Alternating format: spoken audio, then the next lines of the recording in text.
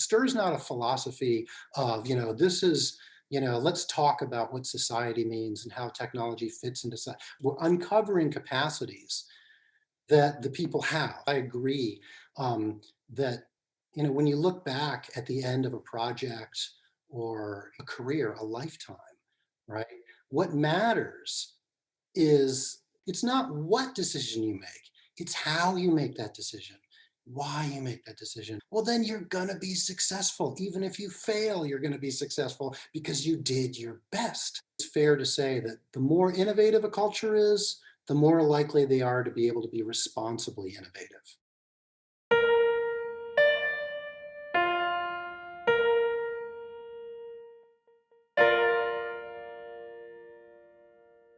Hi there, and welcome to Future Up Close. Here we explore the topic of responsible innovation. I'm your host, Shahan Drummond. Today we have Dr. Eric Fisher. Eric is an associate professor at Arizona State University School for the Future of Innovation in Society within the College of Global Futures. He directs the Center for Responsible Innovation, that's the one in the US, and is the editor in chief of the Journal of Responsible Innovation. Eric developed an approach called STIR, STIR, which stands for Socio-Technical Integration Research, designed to build our human capacity to navigate the socio-technical problems at the earliest stages of the innovation process. And over the next hour or so, Eric and I will discuss STIR in more detail. But first of all, thank you so much for coming, Eric. My pleasure to be here, Shao. Thank you for inviting me. How's everything in Arizona today? Arizona is wonderful. This is the time of year when it's about 75 degrees, so it's basically just perfect weather. So it's good. Wonderful. Um, so let's get started. My first question to you is, what is responsible innovation to you? And why do you think it is important for business leaders to do responsible innovation today? So for me, responsible innovation is, if you will, the final step that's needed for innovation. And it's going the extra mile to think about potential impacts and consequences that are downstream that we can't really predict, but we can anticipate and we can prepare ourselves for. And it's going the extra mile to think about how we are already building technology and shaping technology and designing technology, and how in doing that, we're making choices. And those choices could be different. And some of those choices are going to be better for society than others. And it's taking the extra time to just do due diligence and to reflect on a regular basis. Are we making the choices that are really in line with our mission and our values, our stakeholder values, and the core values of the society in which we're operating? So these are things that we normally take for granted. And we say, well, yes, we're already doing that because we've got a mission statement and all of us have ethics, and so of course it's going to happen. But really, that's just doing good innovation. And so responsible innovation is just adding an extra loop of reflection and adjustment to make it more robust for society. And why should businesses care about this? Well, basically, businesses have been learning over the years that their stakeholders matter, their customers' values matter, right? If you go back 20 years, it was a very different world. We didn't have as much attention to corporate social relations or corporate social responsibility as we do now. And it's because companies see that customers can vote with their feet, they can vote with their dollar, they can vote with their yen, they can vote with their euros. And it's possible to actually go deeper into the very products that companies produce and the very processes by which they produce those products, and make those more likely to enhance social values and to mitigate social harm. So really, this will benefit the industry. Both individual businesses, small, medium, and large, can claim they have a good competitive advantage if they actually attend, they go the extra mile. And whole industries can also sort of build up more credibility, and also national and international technological networks can just earn more credibility and earn more trust. I personally believe that unless business starts doing this more and more, because technology is so powerful and it brings about so much social change, not all of which is automatically good, right? We know just from economic theory, capitalism works through creative destruction. So there's creativity, we're creating jobs, we're creating wealth, but there's also destruction. We're losing jobs. Some people are losing wealth. It's wonderful when the market can balance these things out. But as everyone knows, a good student of the free market knows that in order for a free market to work, you need rules in place. You need governments and you need firms and you need customers to abide by certain rules.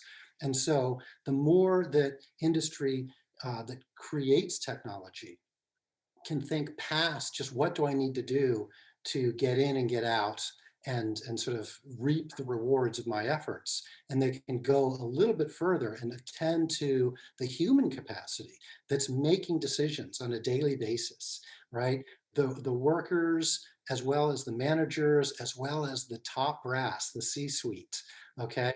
The more everyone can just sort of realize that they're already shaping society by the choices they make. They may not think that they are. And we'll get into some of the challenges for responsible innovation. So really what it is, in my mind, is it's a paradigm shift, okay? But it's not a painful paradigm shift. It's actually one that can be pleasurable because it brings more synergy. It will help people feel more connected to their jobs. This is something Adam Smith wrote about over 200 years ago, that it's important for workers. And we can talk about tech workers today and assembly line workers and employees, as well as managers and investors. The more they feel involved with the work that they do, the more meaning they find in it, the more productive they're going to be, and the more fulfilled they'll be, and just the better communities of profit making that you will have. So I really believe that it's in the interest of the individual entrepreneur, the individual investor, the individual owner, the individual managers and administrators, as well as the organizations and the sectors to, as I say, go the extra mile and just have a little bit of reflection. Doesn't have to be a lot, okay? But it should be structured and it should be informed, right? And this is something that we can get into in terms of how to do responsible innovation. But this is my vision of what responsible innovation is and why businesses should care. That's great, which is leads to my next question quite nicely. It's been quite exciting to watch and see RI, responsible innovation, progress from theoretical work towards being applied in the industry, being applied in labs. But as you said for just now, it has not always been easy. And in fact, there's been quite a few challenges. Could you tell us a little bit more about what you saw in terms of challenges when people went and tried to apply responsible innovation in practice, which led to your work in STIR, of course? No, that's great. That's great. Yeah, that's a great question because it is true that there are many challenges to responsible innovation, despite the fact that it's a positive thing and it really has rebound effects that are positive for the people who undertake it, for the industrial actors, the private actors, the technologists. It's still, and it doesn't necessarily have to be painful, as I said, it's still something that is very foreign. It's a paradigm shift. And so there's lots of barriers. I think the biggest barriers are really that people just don't trust it. Okay. If you and I are business owners, we've never heard about this, and somebody comes knocking on our door saying, would you please, do the following things and be, try to practice responsible innovation. The first thing we're going to think of is this going to slow down our innovation? Is this going to interfere with our management structures? Is this going to disrupt our strategic goals?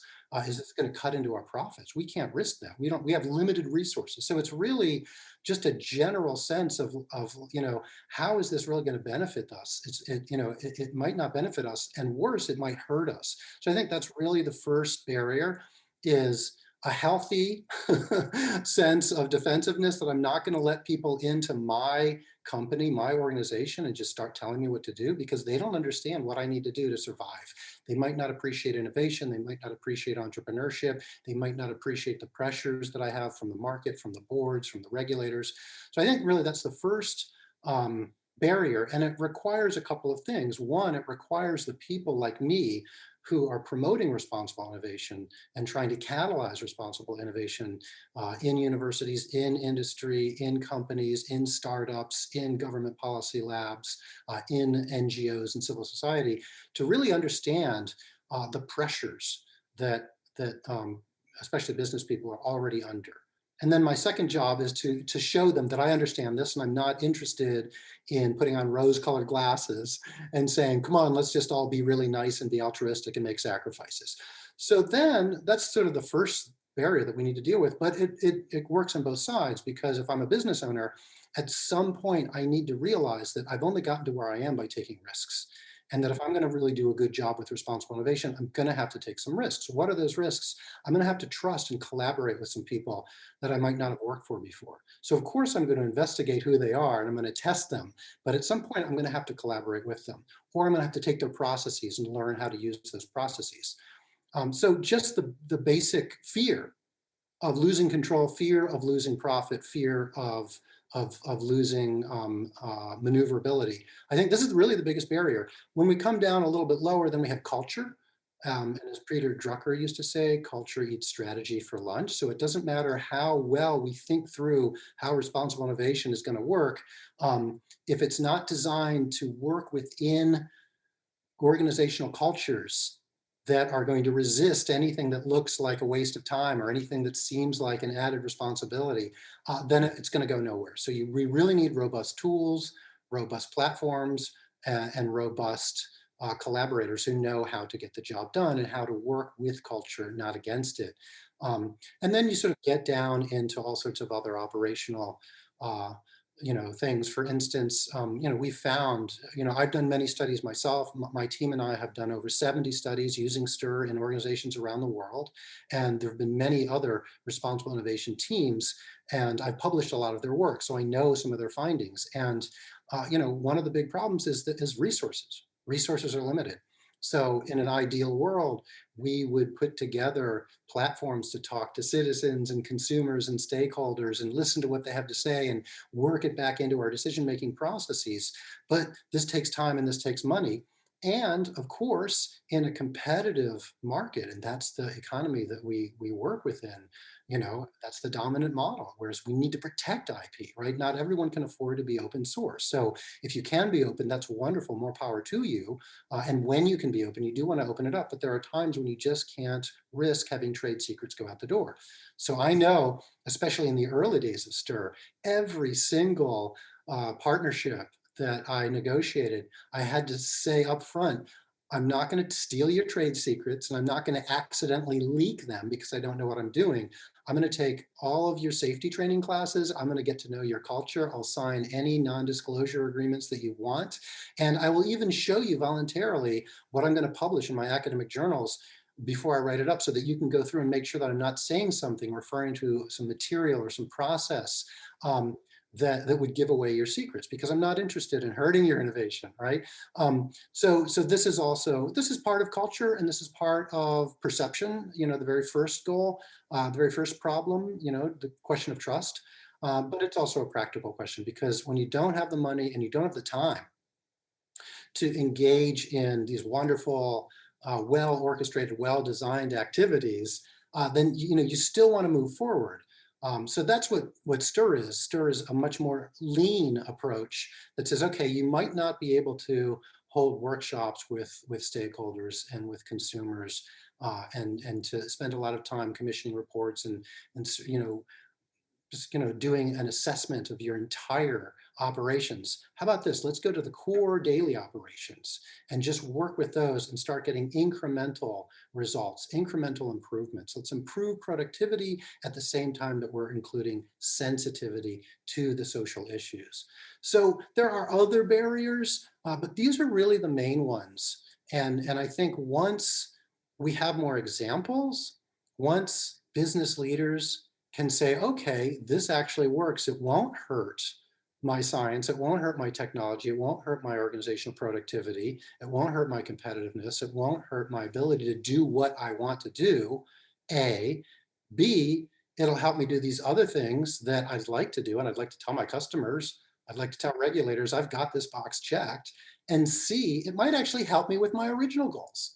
I might actually be more productive, be more profitable. And we've certainly seen that in some of the studies. Yes, we just for the viewers, we will go into quite a few of the examples that you have, um, uh, the project you've worked on over the last few years to demonstrate some of the effectiveness that STIR has helped companies do. Um, so, uh, what is STIR? Um, uh, we will go through the examples, but for now, just what exactly is STIR? What is the process, definition, general process? Who's involved? Happy to sort of give an overview of what it is. There's a lot of complexity. I've got a Yeah. 60-page single-space manual that I use to train people in it. So there's a lot there. So stop me if I fly off the deep end. But basically, STIR is a uniquely effective, globally proven process for integrating strategic goals and stakeholder values into daily work practices. Now, these daily work practices can be micro level on the shop floor. Okay, they can be meso level in terms of middle management or upper management, or they can be macro level within the organization. I'm speaking, right? I'm not speaking, macro level in society would be something else. That would be legislation and cultural beliefs, right? So just within the organization, at any organizational level, you have what I call daily practices, whether it's the CEO or the technician who's keeping the machines from breaking down.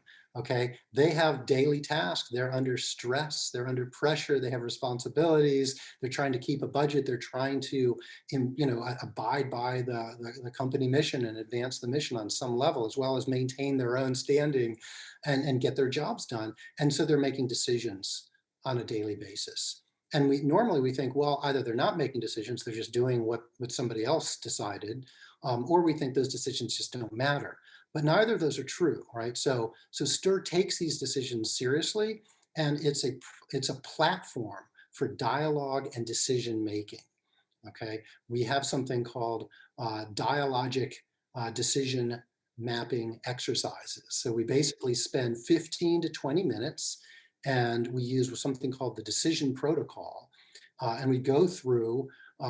We take any decision, whether it's an executive or an employee at any level, okay, and it could be a team of people working, and we look at one of their challenges, problems, goals, decisions, something they're working on that day, okay? If they want, it could be a problem they're working on that week, okay? But the more concrete we can make it, STIR is not a philosophy of, this is, let's talk about what society means and how technology fits into society, right? This is wonderful stuff. And believe me, I'm trained in philosophy and social science, and I love to debate the big ideas, but STIR doesn't get into any of these sort of big ideas. It just says, okay, what are you working on right now? Right? And we take whatever the decision is, and the person who's working on this decision, they might not think of it as a decision. They might say, well, I've got to be interviewed, right? If somebody were stirring me a few hours ago, they say, okay, what's the decision you need to make, Eric? Oh, I need to make a decision about what I'm going to say in the interview. Okay, let's break that down, right? So whatever the practice is, we analyze this using the protocol, which basically has 4 components. And so we analyze each decision very rapidly into 4 components. And we probe the capacity of each of those components, which is really probing the capacity of the human being who's making that decision. And by the way, we can do the mapping exercise while the person is still working. So employees do not need to stop working in order to do the STIR exercise. They don't need to prepare for the meeting. They don't need to think of a decision in advance. We don't want to put any burdens on them.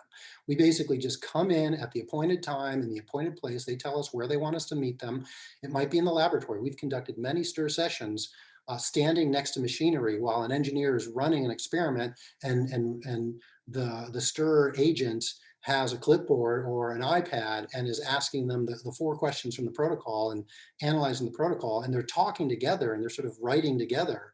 Okay, so this is the main process of STIR. It's the dialogue process that looks at decisions and maps them, but we also analyze what happens over time. Okay, so it's very important that we don't just come in and do this once. We do it on a regular basis. It could be every day. It's every week for 12 weeks. That's the default. All right, we can do longer or shorter. We can do more intense or less intense, but it's basically once a week for 12 weeks. And we do this process and then we map it over time and we show how there are different modulators in the decision that are changing. And then we put together a story of how the conversations we were having, the dialogues, mapping the decisions actually changed the decisions over time and caused different decisions to be made. They're subtle and incremental, and we can't predict them in advance. But when we turn around, we say, well, look what happened. And then we find, oh, okay, we changed the chemical catalyst and made it more environmentally benign, for instance, or we changed the operation in this department, or we changed the group meetings, or we changed the management structure, or something happened. And usually it turns out to be a significant change, usually a series of changes, which help the goals of the company, help the goals of the person, but they also are now suddenly taking into account broader stakeholder goals and social goals and public goals, okay? So STIR has a number of tools and techniques. This is the main one, the dialogue process, but we also embed this process into the technology development or the business management process. Like I said, we've worked with basic scientists, in laboratories. We've worked with applied scientists in laboratories. We've worked in R&D firms. We've worked in small, medium, and large enterprises. We've worked with startups. And usually we started off working with science, then we got into technology, and now we're working on business. So it's a multi-level, multi-phase application. It's really a general purpose tool that we can apply at any point in an organization's activities. And maybe one more way to help people understand what STIR is and what STIR isn't.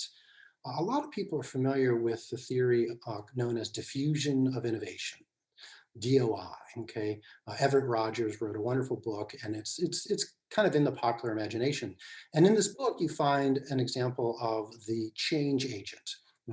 Okay, and it's true that STIR is a form of change. Okay, it's a form of change management, but technically it differs from the classic change agent in three ways. Okay, and this sort of points a little bit to how responsible innovation is a paradigm, a wave of the future. I see that it's still coming. We've just begun to really allow it to unfold. Okay, so one of the ways STIR differs from the classic change agent. Classic change agent persuades the client to do something differently. STIR never persuades. STIR probes and problematizes. Okay, so we ask questions about the decision. Why are you doing it this way? What are some other ways that it could be done? How would somebody else do it differently? Why is it important for you to do it? What are the most important things you need to think about? What would happen if you're successful, right? We've got a stock load of questions that come out of the 4 stages of the decision protocol. And what we're doing is we're problematizing. We're basically asking the why, the how, the when, the who questions. Okay, and at first this might seem a little bit annoying, because if I'm working on the clock, I'm trying to get something done, and somebody's saying, well, why are you doing it that way? I might be tempted to say, because this is the best way to do it, or because this is the only way I know how to do it. Okay, but if I think about it seriously, I'll be like, oh, well, I'm doing it this way because this is how I was trained to do it. Well, who trained you? That guy. What if this other guy trained you? Would you be doing it differently? Yeah, I might. And how would that give you more degrees of freedom? Oh yeah, it might. Well, why don't you grant yourself those degrees of freedom and think about how you could do things differently. Now decide, well, do you still want to do it the same way, or do you want to make a change? Oh, you still want to do it the same way? No problem. Keep going, right? But it just sort of opens up what the psychologists call options for options thinking. It allows you to perceive different creative ways of moving forward. So STIR doesn't persuade, it problematizes. What this does is basically it finds problems that are below the surface, right? People can sometimes feel them emotionally, but they haven't been speaking about it because it's not, no one's talking about it. So why should I be the first person to bring it up? Or I don't want to think about that because then that might slow down production. I don't want to get bummed out or distracted. Okay, so STIR is going to say, well, how could this go wrong? How could it go well as well? So by problematizing, that's just a complicated word for learning. We speed up learning. Okay, so instead of trying to persuade people, do things this way, think about that stakeholder, be more ethical, right? We don't say things like that. We're not in a mode of trying to persuade anybody. We're in the mode of trying to deepen and speed up learning. The second thing it does differently is a typical change agent will bring in new information to the organization, which is great. Stir operates differently. What we do is we reframe existing information. So the people we work with, the individuals, the teams, the organizations, we're going to find out what they know, and we're going to ask them, well, what do you know about this? What would you do in that case? What if we change the rules? What if some disruption happened to the system? What if the machine broke? What would you do differently? We're uncovering capacities that the people have, the technologists have, but they don't necessarily realize they have it because they're only going to use it when there's a crisis, when there's a problem, when there's a challenge. Okay. And so we sort of manufacture what if questions and allow the people to put themselves into the mindset of, oh, how could I do things differently? What else would happen? So it's really their knowledge that is populating the decision mapping exercise. Okay. So we don't introduce new knowledge. We don't tell them what to do. We ask, we probe, we reframe. And finally, a typical change agent will work for the client, helping the client realize the client's goals. This is the standard consultancy model. Stir is different from that. Stir works with the client. It's a collaborative mode. And this is, again, why I'm talking about responsible innovation is a future paradigm shift. It's a future wave, and it's happening already. You can see a lot of great books on connection and collaboration and whatnot, but I'm talking about collaboration for responsible innovation. Okay, and so what Stir does is it works with the client. The client has the client's goals, and so naturally, in a collaborative mode, we will help the client understand their goals better and the options they have for realizing their goals either more quickly, more profitably, or more effectively. But we're also going to challenge the client to reframe and rethink their goals, right? Are you really implementing that goal, or are you implementing a different goal? Are you implementing the goal that you said you would implement? Oh, okay, if you are, that's great. I'm just asking, right? And are there other goals that you're implementing that you didn't realize you were implementing? Maybe you want to make those explicit, or maybe you want to stop implementing those goals if they really don't serve you or they don't serve your clients. And are there other goals out there that you might want to add or that are implied by your goal but you haven't taken into account? So this idea of working with the client, that's why we're able to help the client be more productive, be more efficient, be more effective at their own first order goals, but also be open to the possibility of meeting what we call second order goals, broader social goals, without going out of their way and losing time and losing resources. But along the way, while they're realizing their first order primary goals, they'll see opportunities. Oh, well, I can do this, and then I double up, and then I get 2 for 1. So we really look for opportunities for synergy. But again, we don't try to persuade them, our clients, to be more synergistic. We just ask questions, and we reframe decisions. We say, well, what about this? What about that? And so it's always the client that decides what to do or what not to do. Okay, but what's a wonderful thing, Xiao, is that when you open up options and an individual or a group sees, okay, this is my goal. I've got 3 ways to get there. Now I just realized I've got a 4th way to get there. And of these 4 ways, I'm going to rank them in terms of cost and profitability and efficiency and organizational consistency. Well, now I've got a new dimension of, wow, can I also be more socially responsible? Can I also be more socially robust? Can I also be more socially responsive? And then frequently, that is going to filter in either explicitly or implicitly into my management structure, into my daily operations. So it's really just broadening the platform of possibilities for moving forward. And we do it in a way that doesn't stress people out, and it doesn't take time away from them. It doesn't cut into their willpower. There's something called decision fatigue. And that's something that we want to avoid in industry, in academia, in policy, in civil society. The more you think about things, the more tired you get, and you get worn out. And then you're just kind of like, I'm brain dead. I just need to get through this. Miraculously, Stir doesn't create decision fatigue. It has the opposite effect. It has decision renewal. Why is it? Because it's comfortable, and it's a relief. to sit back and reflect on my options, because if nothing else, I realize, oh, I've been thinking about all these things in my head. I've had a million things going on in my head. Now, just speaking them out loud, writing them down, or seeing somebody else write them down for me visually with words, and just doing this on a regular basis, it's almost therapeutic. It's like, okay, now I know this is all the stuff that I've been thinking about. Here's a few more things. Oh, I'm going to throw some of my feelings in there. Oh, I'm going to throw some of my teammates' behaviors in there. Now I have just a better map for how to run my work life. And so it actually gives people more energy. They also connect more.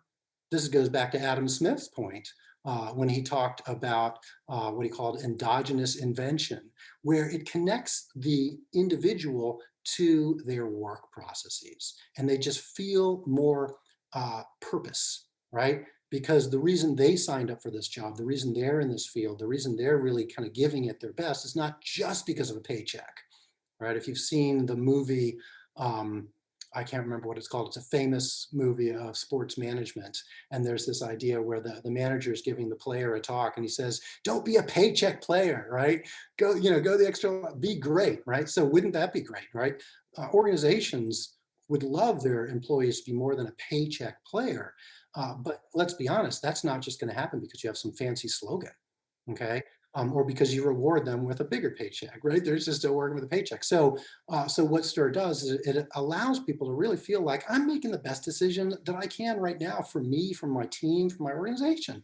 You know, I've already thought through it, so I feel good. So they have an extra sense, even if they weren't looking for it originally, right? After doing the process, they're just going to feel better about what they do. Now, there might be just to getting into the process of what does Stir look like. There's the initial phase where the business is going to say, who is this person? Who is this embedded humanist, this Stir agent? It might be me, it might be one of my students, somebody that I've trained, right? Who comes in and they're going to have to prove themselves. So there's kind of a high bar. Do we trust this person? Are we going to really tell them what we're thinking? And then it kind of starts to build trust. And then it becomes this problematizing process becomes a little bit weird. I'm not used to being questioned. I'm not used to rethinking my own assumptions and seeing how that works. So that's going to be a little awkward. But once you get used to that, then it just helps you be more efficient and it helps you fly along more effectively.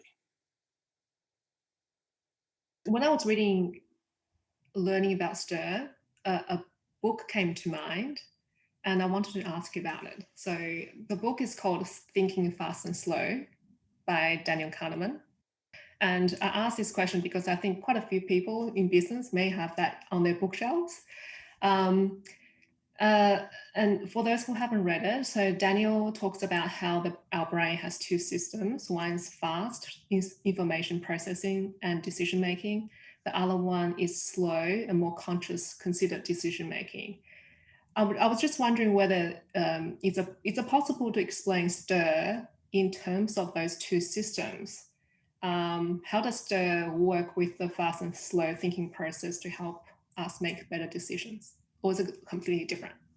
No, it's a great question, Chao. Thank you for that question. I love the question because I think a lot about thinking. I'm a I was philosopher. thinking about Like thinking the other day. I was like, oh, I'm thinking about thinking. thinking about thinking, exactly. Making decisions about decisions. And so, yeah, Kahneman's book is wonderful. I love his work and his earlier collaborations. And yeah, and the two systems, fast and slow thinking, system one and system two, are very appropriate when it comes to Stir. So a lot of people, when they hear about Stir and they hear about responsible innovation, they're going to kind of think, oh, well, that's ethics, right? And isn't ethics just kind of sitting back and thinking about, do I want to be principle based or consequence based? And which, am I following the checklist of like how to, think about an ethical issue? Now I've done that. Okay, now I can go back to work. And why did I do that anyway? Right. So that's sort of a classic example of slow thinking that's divorced from practice, right? Slow thinking is when I stop what I'm doing and I sort of think out loud. I might be speaking out loud with another person. I might be thinking to myself silently, but I'm sort of formulating the words. I might be writing it out, right? Might be going for a walk. And it's important to say that the two systems blend into one another. So if you are going for a walk during your lunch break, something's bothering you, you just go for a walk. You don't necessarily think about it, but you allow your mind to kind of operate like you're dreaming, right? A lot of creative ideas come out of dreams, right? You're tapping into your fast thinking often. Okay. especially if there's a problem, if you're confronted with something, if you're working on something that you do every day and all of a sudden something breaks or there's a leak that in the ceiling, there's water coming in, but you can't stop. You just have to quickly put a bucket there and keep working. You have to improvise because there's a new crisis. Your fast thinking skills are going to be working really, overtime. Why? Because fast thinking is the type of thinking that we do by habit and behavior and routine. And it's often tacit knowledge, which isn't written down, it's not formalized. Okay, it's just what we know how to do, and we're really good. It's one of the things that makes us experts, right? Sure, there's theory, there's you took the exam and you passed it, whatever, but there's also working with people who know what they're doing and learning the culture. Okay, and so STIR works with fast thinking. That's why we don't ask people to stop what they're doing. It's not an interview where we say, okay, when you're done working, come into your office and let's sit back, have a coffee, and let me ask you 10 questions. You can give me, that's an interview. That's not what STIR does, okay? STIR will use interviews at the beginning and the end to sort of get a better sense of what's going on. But the STIR process really says, okay, you're working on this thing right now. What are you doing next? Why are you doing that, right? How would you do it differently, right? What other things do you need to think about in making the decision? How do you envision the results? How would other people envision those results? What'll happen if you do this instead of do that, right? And so this allows people to stay in their fast thinking mode, which is what they're doing on a daily basis, right? When we talk about strategies come out of slow thinking, but daily practices are fast thinking. So we want to take the results of slow thinking and integrate it into fast thinking. How do you do that? Right? I believe that it's insufficient to sit people down in a room and have them stare at a PowerPoint screen and get words and then expect them to go back to work. And suddenly that's going to translate into what they're doing with their hands and what they're doing when they're doing fast thinking, right? To get something into your fast thinking system, it takes certain conditions. And Kahneman talks about these conditions.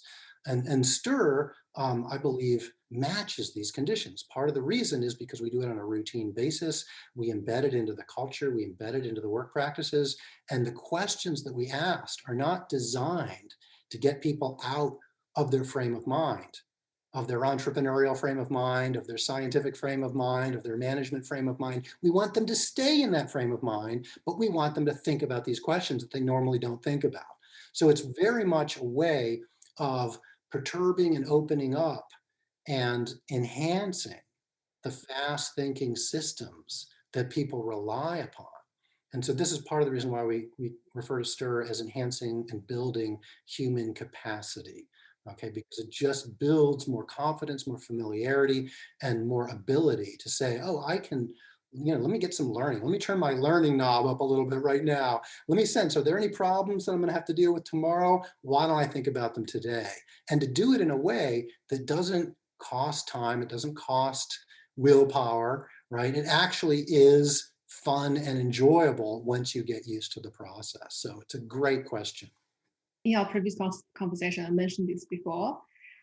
Something clicked in my mind when I was reading about STIR, which was the fact that living a good life and building a good business, innovation is really about making the best decisions we can at any given point in time over our lifetime. And what makes STIR special for me is that it is about capacity building. So thinking about the way that you think, getting better at thinking about the way that you think, and recognizing the possible blind spots and biases we have and how those things are formed. And I think this particular skill is something that you can carry on beyond your current project. And that's what's so special. You can use it in your daily life when you're watching the news, because you can, once you have that sort of thinking, then you can start looking at the information and information or news that other people produce and start thinking about, okay, what are the potential blind spots in other people's thinking? And this broader view helps one in the end make much better decisions. So yeah, that's why I found this process quite fascinating. And I'm wondering, how did you land in this direction? So we were talking about the challenges of responsible innovation. Um, there's so many different ways to solve this problem, the problems and challenges. Why stir? Love the question. And I love what you just said, Xiao. That's really powerful. I just want to return to that because I agree that when you look back at the end of a project or an undertaking, an endeavor, a career, a lifetime, right? What matters is, as you said, you could analyze that. Did I make the right decisions along the way? Right. But the trick is people have to understand that the right decision isn't like, oh, I chose door number one and that's the prize. Yay. Right. It's not what decision you make, it's how you make that decision, why you make that decision, and to some extent, when you make the decision. But let's focus on how you make the decision, right? Do you make the decision in a way that's robust, that brings everything you know and everything you feel and everything you're focused on to bear in that moment? Well, then you're going to be successful. Even if you fail, you're going to be successful because you did your best. And you have what Brian Byro calls beyond success. You have the peace of mind that comes from the satisfaction of knowing you did your very best, right? And doing your very best doesn't mean, okay, let me take 2 weeks off and study and read 15 books and then come back and then I'll tell you the answer to the decision. Now it means, Eric, what are we going to do in the next 5 minutes with this resource? Okay, let me really bring my powers of focus to bear and say, this is really the best I can do. And I might dialogue for a second with whoever came to me, and then we're going to move forward. And I can have the satisfaction that I made the best decision I could under the circumstances with the limited information, the limited time that I had. Okay, and so again, that's why STIR and the dialogue process that it relies on, it enhances each of our own human capacities, partly because you've got somebody else to dialogue with, but partly because you've got the decision protocol that's going to analyze your decisions and help you just kind of spread it out and say, okay, am I thinking about this? What do I have to think about there? What about these two things? So I really like what you've said, because really it's how we make decisions that in the end, that's the best we can do anyway, right? So let's just increase our ability to say we've done our best. And that is a skill, that is a capacity that people can take with them after a STIR exercise, after a STIR coaching project, after a training workshop, right? They can carry it with them. You're building capacity. And it's a mindset as well as a set of techniques. So I just wanted to speak to your idea, but I know that the question on the table is, how did I get into STIR? Why STIR, and how did it get going? Just pop your head. I You have mean, it. it evolved. It evolved over time. I think I was always interested in bridging the gap between conflicting systems. Okay, so I've got a when I went to get my undergraduate degree, it's a double major in philosophy and mathematics, right? So I wanted to understand science and mathematics, but I also wanted to understand philosophy. And these, usually you just have to get one degree or the other. But fortunately, I found a place that allowed me to get both. Um, and so I've always been interested in this. I used to work for an engineering before I got my PhD. I was the humanities advisor for a college of engineering in the US. And so I spent a lot of my time talking to students, but I also spent a lot of my time talking to faculty, engineering faculty, and talking to engineering deans and their funders and their collaborators inside and outside of the university on how we can, what I was calling, humanize the engineering curriculum. Okay, so I think this was sort of naturally on my mind when I started the PhD program, but I was focused on US science and technology policy, and I was focused on nanotechnology at the time. It was 2003. And I like to say that it was divine dispensation, because the US Congress passed an act called the 21st Century Nanotechnology Research and Development Act that mandated integrating societal considerations into R&D. And I did research on that for several years and found out that there's never been that kind of pronouncement before. In the past, we've always had these two things that are separate. We've had the promotion of science, technology, and innovation, right? Move fast, give the tax break, legitimize it. And then we've had the control, regulate it, ask questions about ethics, listen to the public, right? But we don't have ways to bring them together. And this is an insight that my Dutch colleagues came up with, Johan Schott and Ari Rip, that these two tracks of promoting innovation and controlling innovation are separate and they don't talk to one another. The people don't talk to one another, the organizations don't talk to one another, and even within a company, in the same organization, the units, the offices don't talk to one another. They don't work collaboratively, so you don't get synergy. And so I saw that here's the US Congress saying if you're going to get funded to do nanotechnology research from the US government, right? And we're talking about what quickly became $1 billion plus annual outlay just by the US government. There's even more coming from industry.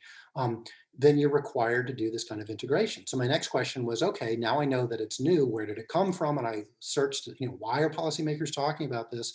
There's a whole story there. And then of course, the real question was, how are we going to do this? So I started looking around. What are the tools that we have to do this? Well, here's a tool. Oh, but that won't work because of this. Oh, there's a tool. Oh, but that won't work because of that.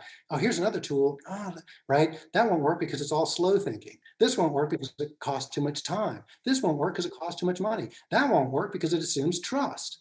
Right. And so all the barriers that we were just talking about earlier to responsible innovation, in my mind, disqualified most of the tools. These are good tools for other things, but they're not good tools for on the ground, real time integration of societal considerations, stakeholder concerns, long term strategic values in daily research, development, technology, and innovation work practices and workflows. Okay, so I thought I need to understand. I didn't set out to build a tool. I just thought, well, what are the conditions that we need to fulfill if we're going to come up with this tool, this process? And so I went into an engineering laboratory and I spent 3.5 years there, or 3 years there. And, people thought I was an engineer. I was totally embedded in the culture. But I did that so that I could really put myself in their shoes and say, what would help me integrate? And what wouldn't help me integrate? And what helps me integrate, does that help me do my job or does that slow me down in my job? Right. And so it was really trial and error. And I collaboratively developed STIR with social scientists, with philosophers, with scientists and engineers, with the director of the lab, a great friend and colleague and partner of mine, Roop Mahajan, with his management team, with his graduate students. We spent nearly 3 years collaborating, developing this tool, and then testing the tool. And I thought, well, it's just going to help me understand what the societal issues are, and then I'll advise them on a separate step. This is what you guys need to think about. But it surprised me, and it surprised the engineers, that in going through the process, this dialogue to map the decisions, it wasn't just a way to help me understand their decisions. It instantaneously gave them more intelligence about how they can be better decision makers. So that's why we call it enhancing human capacity, because the same process that helps me understand their practices and understand their capacities to do responsible innovation, that same process helps them enact responsible innovation, right? Do responsible innovation.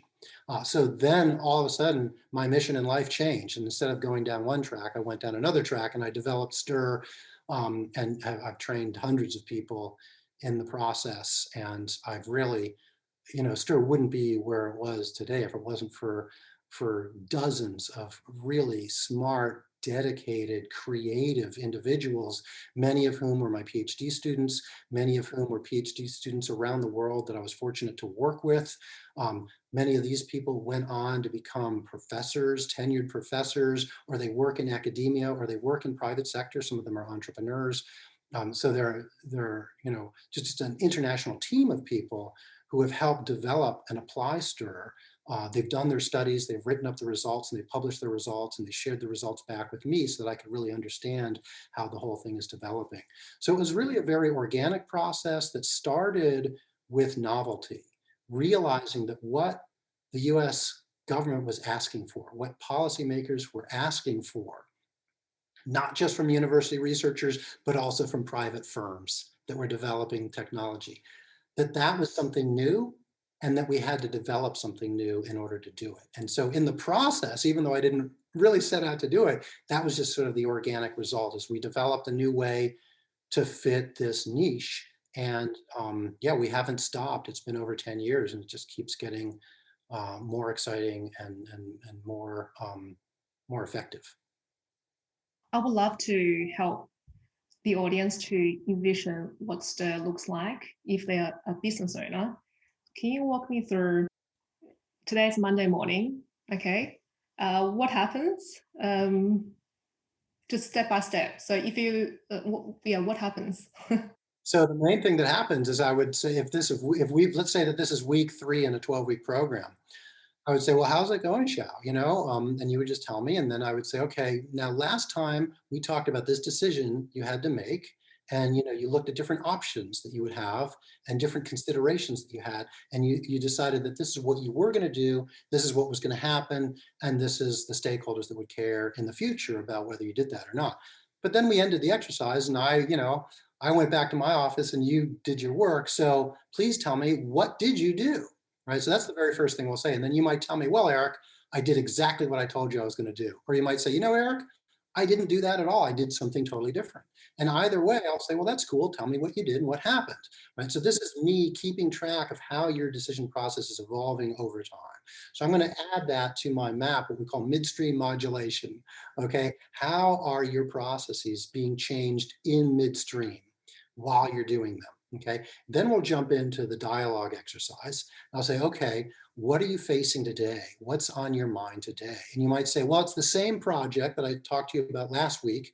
It's just now I've got a different client I'm dealing with. So we'll jump right into that. Or you might say, it's still the same project. I'm trying to design this thing. I got this other part finished, but now we have something that's broken. I need to fix that. Right. And so whatever it is, we're going to spend some time getting to know that decision. And we're going to probably find that that decision has like 5 or 6 sub decisions that are all floating around. And so we're going to kind of untangle them and say, okay, sounds like there's about 15 things you need to do in the next 24 hours. Which one is most important, or which one is most exciting, or which one is most, scary for you, right? And I'll sort of invite, where's the pain point here? So I'm going to really try to go into where the energy is, where the pain point is. It's either the biggest threat or the biggest reward that you could go up, right? And it's going to really, together we might say, well, let's take this one. And again, this all might be happening in just a matter of a couple seconds here, a couple seconds there, or we might spend a few minutes on each one, or we really might, up until now, we might have spent 35 minutes. And that's up to you, right? As an embedded humanist, a STIR agent, I will come in and I'll block off 2 hours in case you want to talk to me that long. But I'll be prepared that this might just be a 20-minute dialogue exercise, right? So the depth that we go into and the amount of time we spend is really going to be up to you, okay? But then at some point, we're going to identify what we call an anchoring opportunity, okay? And we're going to call it an opportunity because we want to reframe it. It might seem like a threat to you, or it might seem like a task or a responsibility or an unknown or a question, but we're going to say, okay, it's an opportunity, all right? So we're going to frame that opportunity, and then we're going to ask, well, what do you need to think about in responding to that opportunity? Okay. And we're going to pull out things that just occur to you randomly in the moment. I'm going to ask key questions to pull out, make sure that you're thinking in a robust way about it. But I'm really going to be following your lead, what you tell me. And I'm also going to be basing it on the last 2 weeks. Since this is the 3rd time we've done it, I know a little bit more about how you think. I know a little bit more about how your organization works. So when you're done telling me, I might say, well, what about this other thing that you told me last week? Why didn't you mention it now? And you might say, oh, Eric, because we phased that out. That's not part of what we do anymore. Or you might say, yeah, that's a really good question, Eric. I didn't tell you because I don't want to think about that. That's too complex for me. And I might say, okay, we can leave that aside. Or I might say, well, that's interesting. Why is it too complex? You weren't as, avoiding complexity last week. And then you might say, well, it's because of this, Eric. And it turns out, oh, there's another issue. And I'll say, oh, well, do you want to deal with that, or should we just keep on the same track? And so it's really up to you. How deep do you want to go with this, right? What are you up? What kind of challenges are you up for? Where's the biggest reward, right? Where's the biggest payoff? So we're kind of constantly navigating where's the pain point. But when we get through the considerations, we're going to come to the alternatives. We're going to look at various things that you already have thought about doing, things that you can think about doing, if you just kind of do a quick scan of like, what do I know how to do? How have I done this before? And then I'll ask some probing questions that are going to help you expand your option space and think of other ways. And we're going to kind of bounce back and forth between the criteria that's going to outline the decision and the options you have for moving forward. Then we're going to run those into the final quadrant, which is what we call outcomes. And that's where we're going to explore, you know, your gut feeling, what you think you want to do. Where's your desire? Where's your impulse pushing, right? And we're going to start anticipating different consequences, good, bad, and different. Doesn't matter. We're just going to kind of get a sense of how they are, and we're going to come back, and that's going to maybe alter our understanding of what are the goals here, right? And that also might rebound and change what are the options. You might realize, oh, I can combine these two things I didn't realize I could before. So we're going to kind of go back and forth. It's a very iterative process. And we're ultimately going to ask, who are the stakeholders that are going to care about what you do and why you do it and how you do it now? Right? It's not a list that says, who should you be thinking about, right? I'm not going to pull out a list and say, you should be thinking about these people. You should be thinking about those people. It's very different. It's more bottom up, inside out.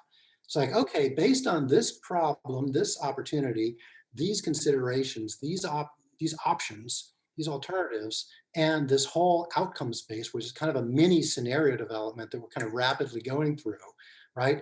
How does that change all these other things? That might even cause you to come back and reframe the original opportunity and say, you know what? That's actually not the problem I'm working on at all. It's this other thing. I'm really working on a stakeholder value issue. I didn't even realize that. I thought I was working on a supply chain issue. It's a stakeholder value issue. Actually, I'm working on both. They go together, right? So you're going to have all sorts of metacognitive learning, and we're going to just explore different options and see what happens and find the stakeholder values, right? They might be environmental, they might be economic, they might be ethical, they might be ergonomic, right? And I'm not going to introduce new knowledge and tell you you should think about this or that.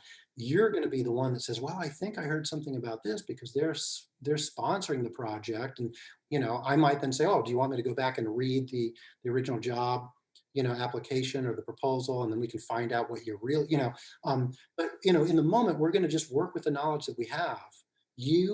The knowledge that you have as an individual and as an organizational practitioner, and me as somebody who's observing you and the organization, we're going to try to build the most robust understanding of who would care. And I'm not going to say just because they care, you should listen to them. That's on you, right? In thinking about, well, these are the people who think they would be affected by if I do this versus if I do that. And then it's totally on you to just kind of like live with that. How does that make you feel? What does that make you want to do? Anything at all, right? And so then next week I'll come back and I'll say, well, what did you end up doing? And you say, oh, I changed. I decided to do this instead of that. I'll say, oh, okay, that's cool. How come you did that and what happened? I'll write it down.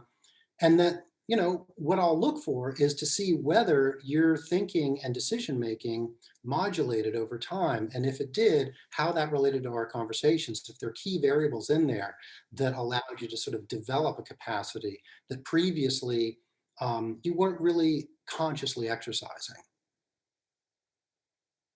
And then we'll issue a report at the end that sort of looks at these modulations and then, challenges the organization. Well, do you want to continue to build this capacity, right? We just did this for 12 weeks. Here's some options for moving forward. Interesting. You mentioned about sometimes when you first approach companies, you get a bit of pushback from maybe the CFO or whoever you're engaging. I'm wondering, what's the thing that gets you over the line that makes them then say, well, this is actually going to be useful, or I would like to try STIR in our company? That's the first question. Second question is, I'd imagine the outcomes will be a little bit difficult to capture. Or should the question be, what kind of things do you then put into the report at the end that demonstrates that STIR made a difference in their company? Great questions. So in the first case, Yeah, there's a variety of things that can make the difference. But usually, if we're having a conversation in the first place, sometimes they will come to me, and that's wonderful. Sometimes I'll go to them and they wouldn't be expecting it, but I'll make a connection. This is why we're coming to you. So I had a student, PhD student, who was interested in responsible financial innovation and interested in responsible innovation in an entrepreneurial setting. Okay, because there hasn't been a lot of work. A lot of the responsible innovation work, by the way, has been in policy or academia, and then only a little bit moving into business. And then even when it does move into business, hardly anything touching startups. Okay, and that's true with corporate social responsibility too, right? Because we think of startups, we'll give them a break. They're just trying to get off the ground. When they get off the ground, then we can ask them out. And so my student, who's got a degree in engineering, industrial engineering, so he understands how companies grow and why they need to be efficient and effective at the same time. So he was really thinking, we've got to figure out whether it's possible to do responsible innovation in a startup. So he approached the startup and he said, look, you know, these are my credentials. These are the research questions I'm trying to work on. This is the tool I want to use with you. If you allow me to work with you, it won't cost you any money. And the time that you put into it, well, chances are you'll get it back in learning and it might help you, in productivity. And so he gave them some examples from the past. And they said, well, okay, we'll give it a try. And so frequently that's in the end what helps companies, right? It's really the companies that are interested in pushing themselves that we tend to work with, right? They're willing to take a chance, willing to take a risk, willing to learn something new.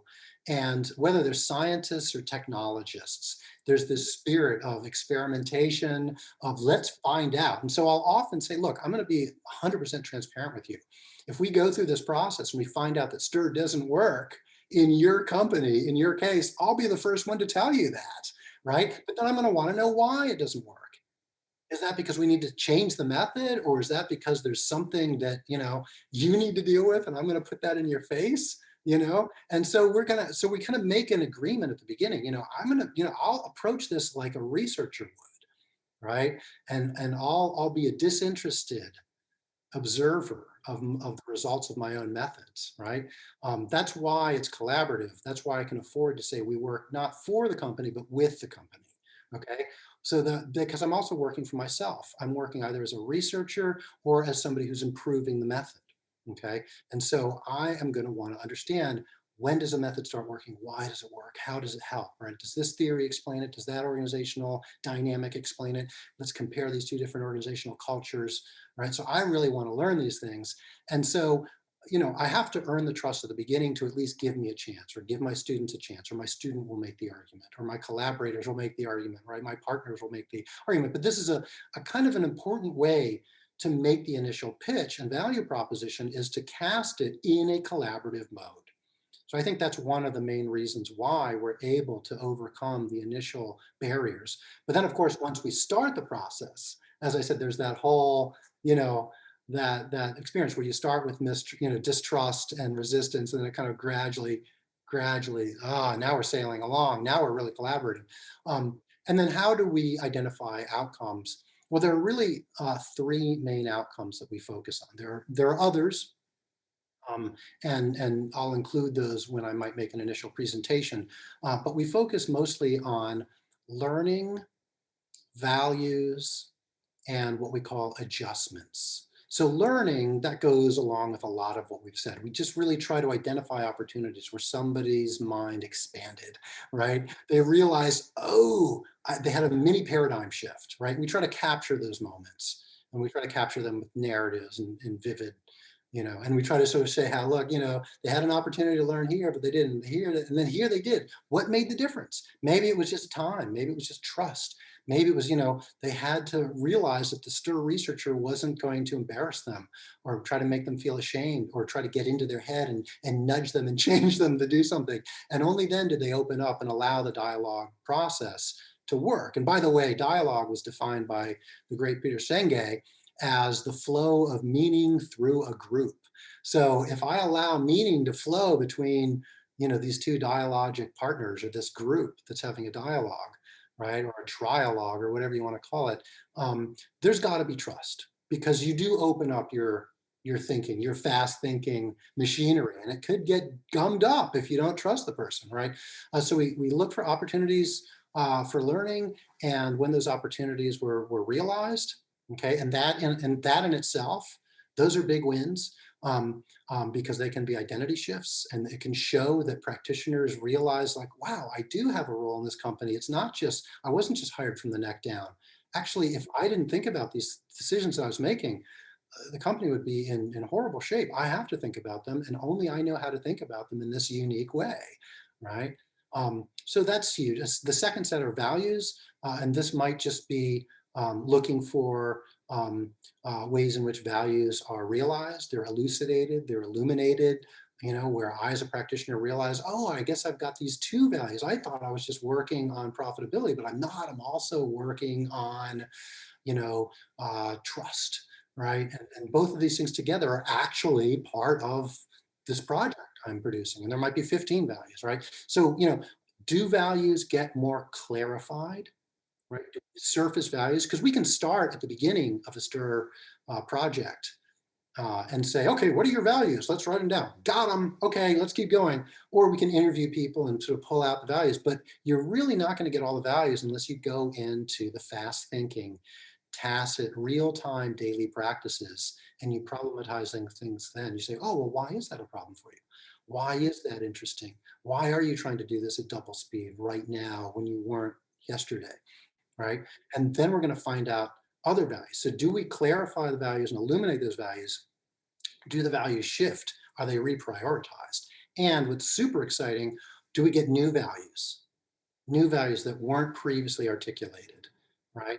Because this is an opportunity for the company to say, oh, do we want to embrace that value? Because it's functioning anyway, or it should be functioning, right? Because half of our workforce wants it, and our customers seem like they would benefit from it. And we kind of hint at it in our mission statement. And then the third type of outcome are what we call adjustments. Now, these could be daily routine practices. Okay, they could be organizational learning and collective change management. Okay, or it could be high level strategic changes. So I'll give you one quick example coming from my student Shivam Zaveri, who conducted the study in the financial innovation startup. And as a result of his STIR project, the company actually changed their publicly stated strategic mission. Okay, they tightened it up, and then they realized we're not implementing this. Right? And so then they actually changed their business. They developed their business strategy in a totally different way in order to take that into account. They changed their business organization. Okay, they changed the reporting structure. And the culmination was when they went for a new market and they identified new target markets. They actually selected one of their target markets based on clear, responsible innovation goals of inclusion. We helped them do what they said they wanted to do, but it required asking questions and thinking about things that they wouldn't have taken the time to think about. It wouldn't have occurred to them. And actually, the first couple of times my student brought this up, the question was batted away. You know what you're talking about. We've got that under control. No, you don't understand. We're already doing it. And so my student was trained well to say, well, okay, that's great. Show me how it's working. And they couldn't. And so he kept coming back. Okay, so you're saying that you're doing this and you're doing that. Show me how the two line up, because I'm still not seeing it. Right? And there's, oh, you don't, and they would tell them, and they finally basically said, yeah, you're right. They're not lining up because we have these problems. And they pivoted, and it rippled through the company. So it's actually a change in the business model, a change in the organization. So this was a series of adjustments. We had high-level strategic adjustments, we had meso-level organizational change management adjustments, and then we had micro-level daily practice adjustments. And those are the ones that I think companies probably care the most about because they show a tangible change. But we can also then measure all of these three things and say, how do they compare to key performance indicators? right? So I've got a colleague in the Netherlands, Steven Flipsa, who's developed a wonderful tool that allows us to specify KPIs at the beginning. We can take the ones that the company already has, we can introduce new ones, we can develop new ones, and then we can use these to measure before, during, and after and see, are we hitting the targets more? And so we've shown that. And we've also interviewed at the very end innovation managers, and we've asked them, what was the process like? And they said, this measurably improved innovation. So in the end, if we can show productivity bumps and we can get that type of evidence that shows that there was, an enhancement of the metrics that the company cares about in the first place, they're going to be happy about that. They're not going to care about learning values and adjustments. They're just going to care what's the bottom line here. And so we try to come as close as we can to those. Have there been any stats so far about how STIR RI is translating to financial performance? Or is that still in the No works? official stats, no. There's tantalizing hints speaking to individuals. So one of the studies that FLIPSA conducted, um, gosh, possibly several of them, you can look at what the participants are saying. And I believe one of them specifically had economic promise or economic potential as one of the KPIs. And I think that improved. And we had a control group, right? We had 5 innovation managers that used the STIR methodology and 5 of them who did not. And we had them all at the very beginning, in the middle, and at the end fill out the same battery of questions, self-assessment questions. And so the ones that didn't use STIR were at this level, and the ones that did use STIR had higher scores. And I believe economic potential was one of those higher scores. So that's about as close as we've come. It's just individuals giving their sense of how it's going. But it would be great to bring in, I think I would need additional team members to come in and actually measure, and to know we'd have to measure before and then measure afterwards. And we probably have to have a timeline of 6 months later. But it's, as you know, it's very difficult to trace, unless you've got an individual product line and it's got its own ledger and you've got an individual product team and you can draw a straight line, right? It would be great to do that kind of study, but we haven't done that. Yeah. Yet. Not yet, right? Yeah, In the future, we will. I think it's important to say STIR is very much, we started out in the labs, now it's steadily moving towards business. So a lot of research is still underway, but the initial stats are quite promising. So just want to mention that. What should business leaders keep in mind when they do STIR? They should allow themselves and their managers and their employees um, to really be comfortable and develop their own sense of autonomy when they're going through the process. Okay, so they should realize that all of their employees have what we call discretion, right? They have the ability to make decisions, and only they have to answer to those. Okay, and it's a sort of what's called the problem of delegation in the policy world, is that you've got the principal and the agent. And the principal says, I want you to do this, and I'm going to pay you. And the agent says, okay, I'll do it, and takes the money. But then the principal, how is the principal going to verify that the agent did it? Right? You can spend a lot of time and money trying to track it, but the more effort you expend, the more the agent is going to feel constrained and untrusted and regulated, and they're going to have less freedom to do what you were trying to get them to do in the first place. So, but if you give them total freedom, then they might just abscond with your finances, or they might just totally, slack off and not get any work done. So this is a classic problem, and the first thing you should keep in mind is that no matter what you do, no matter how tightly you regulate, you're humans. This isn't true for robots, but it's for humans. Humans are always going to have discretion, okay? And discretion is a resource. It's not a liability, it's an asset, okay? So you want to realize this is a resource, and the more your employees feel like their discretion matters, they will take pride in that discretion, and they will build up. It's again, this goes back to a version of what Adam Smith called endogenous invention, right? That I will invest in my own resource to have more enhanced discretionary capacity. and then I'll be able to get the job done. I'll be able to tell stories to my teammates and my management, and I might get promoted or rewarded, or just be able to tell these great heroic stories about myself.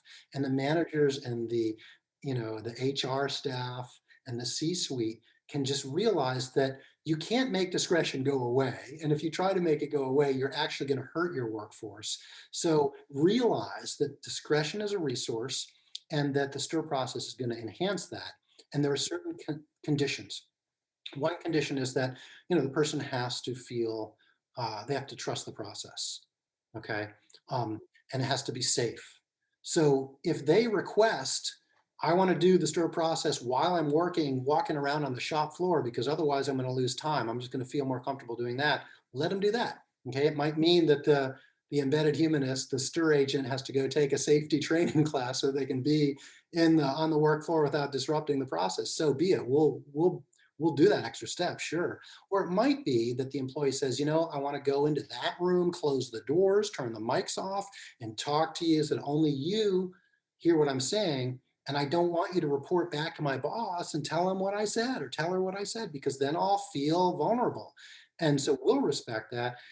And the business has to respect that, right? So you have to give your employees, if they're going to go through the STIR process, you have to at least realize that these are conditions. And the more you constrain their ability to sort of have the dialogue, allow the flow of meaning through a group, the less value you're going to get out of it. Whereas the more you give them a sense of autonomy within their space to get the job done that you've assigned them and they've signed up for that mission, right? Then allow them to own that mission, even if it's sort of a small part of that mission. So that's one of the first things. Another is to realize that we can't coach everyone in your organization. So you're going to want to really think, how many people do you want to go through the process? Just one? Maybe we'll do one pilot, and then after that, we're going to pick 5 people. Do we want to focus just on one department, a department of 15 people, and get half of them stirred? Or do we want to sort of stir one person in each of these 7 departments? Right. And so we want the business leaders to sort of think about what they want, but then we're going to ask them questions and maybe suggest an alternative strategy, and then we'll negotiate and we'll come up with something in the middle, right? Ultimately, we'll do it however they want it, right? Because if they think they know what needs to happen, that's great. But the third thing they need to keep in mind is that this is an open-ended process. Even though I can tell you the types of changes that we're going to get learning, we're going to get value shifts, and we're going to get strategic and practical adjustments, right? And I can say, and these will, based on past experiences, they will increase productivity. They will probably increase profitability, but we don't know that yet. Okay. They will increase a sense of efficacy, right? They will help team dynamics. They will help communication. They will help creativity. Okay. It's still an open-ended process. We don't know what the problems are that are going to emerge, or what the solutions are, or what the modulation outcomes are going to be, right? And so be open to allowing it to develop organically, right? And now you've done the project across different countries. Yes. Are there any differences? Because STIR seems to be something that may be quite can be impacted by culture, not just organizational culture, but culture in general, society, um, quite greatly. So, have you seen any differences? Yes and no. It's usually more of a difference in how early the trust builds, um, and how comfortable people are being creative and really challenging themselves and thinking out of the box. Um, so you Because I'm know, thinking, sorry, because I'm thinking, have you? My memory, in my memory, I think I read you also run some projects in Asia, for mhm. example. So I'm just wondering, because Asian cultures can be quite different to, say, American culture when it comes to hierarchy in a company. So you haven't seen any difference in, say, autonomy of the different staff in expressing what they're experiencing? We have seen, yeah, the only 2 times that we ever had somebody opt out of the STIR process. Okay. So we always tell people at the beginning, you can keep going with this. You can be as honest with me as you want, or you can just lie to me, right? It's up to you. You can even say, I'm done with this. I don't want to do it anymore. Go find somebody else, right? So we really lower the bar so they don't have any pressure. They're just going to want to do it because they're curious or because they're interested or because they're going to take a risk and they hope that there's a reward. The only two times we ever had someone say, I don't want to do this anymore. And this may be a fluke, Xiao. I don't know if it has anything to do with culture, right? I've had discussions and we've had debates. Yes, it has something to do with culture. No, it doesn't have something to do with culture. But one was in South Korea and one was in China. And both cases, it was because the person who opted out felt that they were being spied on by their manager. And they thought that the stir agent was a spy. And we told them, we're not, we're independent. We will only report back what you let us. We're going to anonymize it. We're not going to use your name. We'll even let you read it first and you can get rid of the words so they can't trace it back to you. We're going to extend that respect to you. But they just didn't believe us. But other than that, I would say that the process has been remarkably robust, whether it's in basic research, applied research, technology development, business management, different technology fields, synthetic biology, financial innovation, genetics, physics, material science, different organizational types, small, medium, and large, and different countries. We've been in Eastern European countries, we've been in Western European countries, we've been in Northern, Southern European, we've been in the US, we've been in North America, Canada, Mexico, the US, we've been in Japan, South Korea, China. I guess the other difference would be Eastern Europe, that it's been very challenging to get a foot in the door in Eastern European settings. And a lot of the times, the people that we were working with really didn't feel that they had the discretion. They didn't feel that the decisions they made mattered. And they were really reluctant to sort of take ownership for more than just what they had to do. Right? And this was frustrating for the researchers. We had a grant to work with something like 30 Southeastern European organizations across something like 10 different countries. And it was frustrating because the people who I had trained in STIR, who then went on to conduct this project, and I was an advisor on the project, they knew what STIR had accomplished in North America and Europe and in Asia, and that they were expecting the same results in Eastern Europe, but they weren't coming as quickly. They did come in some cases, and in some cases they didn't. So I would say actually that, and my colleague, Lukos Miklos, he is developing a theory of the sort of post-Soviet um, culture.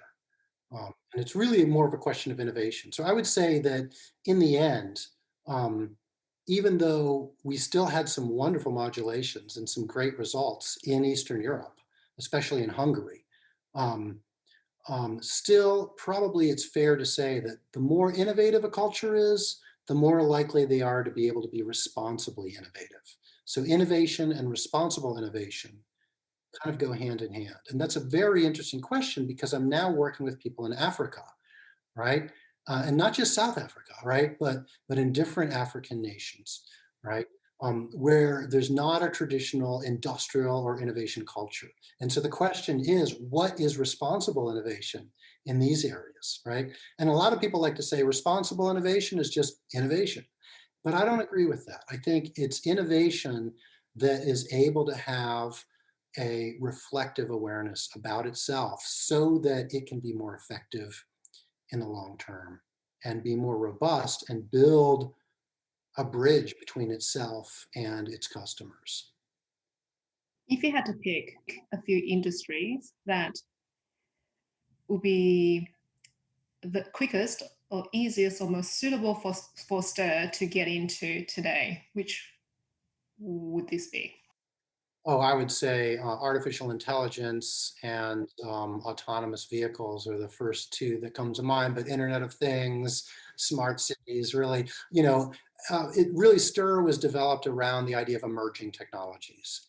So anything that's a new and emerging technology, um, especially artificial intelligence, there's already been a lot of work by Microsoft, by Google, by other leaders around responsible artificial intelligence, responsible AI, ethical AI, AI governance, okay?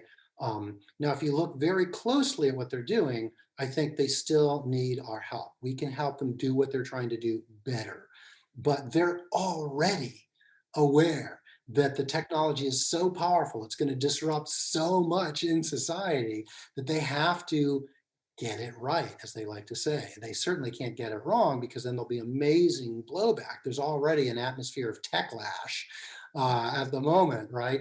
And people tend to think that the way to solve techlash is high level regulation and antitrust actions. And I agree that there's a role for antitrust laws, all right? And you don't just have to interpret them based on whether prices are falling. You can also look at competition.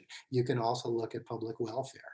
Um, and so it's not just a high level change from the top that's needed, right? There's also the daily practices. Again, coming back to the definition of STIR, right? A uniquely effective, globally proven process for integrating strategic values and stakeholder values into daily practices, daily work practices, right? There's not a lot of tools to do that, right?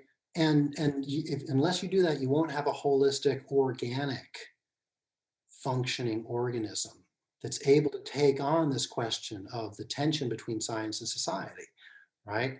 But we're able to do this if we just add a little more intelligence to the system. Okay, so yeah, I've certainly got emerging technologies on my radar, and we're already in talks with a number of organizations working in those areas. Right. I'll add another one. Just last one, I promise. In who would you approach in those companies? Whether that's in a startup or a larger organization, do you go straight to the top, or would you go to say HR or engineering department? So I'll be honest with you and say that I'm a professor, and so I've been mostly focused on research. So moving more into the industrial world, I'm still learning, and I've sort of had different experiences in different ways, and we haven't settled on one right or wrong way because sometimes HR is going to shut something down immediately, and you want to start talking to the engineers because they're the ones that understand the problems.